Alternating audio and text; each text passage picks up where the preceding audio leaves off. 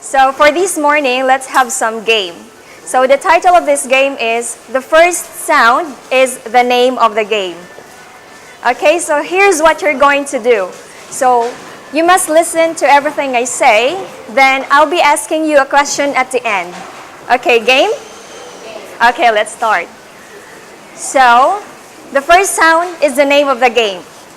If Miss Claudia is Andra, Andra is Brisbane, Brisbane is Linera, Linera is Tain.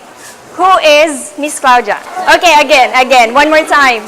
If Tain is Felicity, Felicity is Rogue, Rogue is Miss Satin, Miss Lang is Kanye, Kanye is Felicity. Who is Glenda? Glenda is a teacher in QQ. Glenda is everything.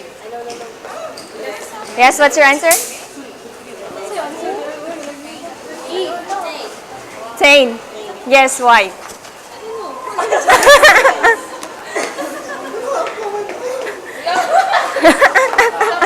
Okay, Tain, why? Why Tain?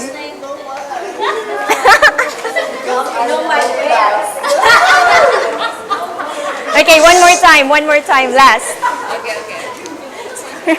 If Brisbane is... If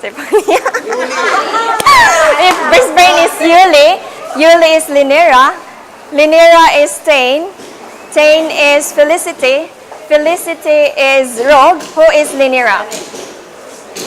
Why? Yes.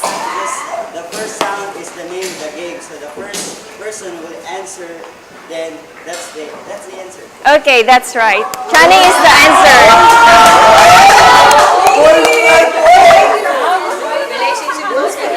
Yes.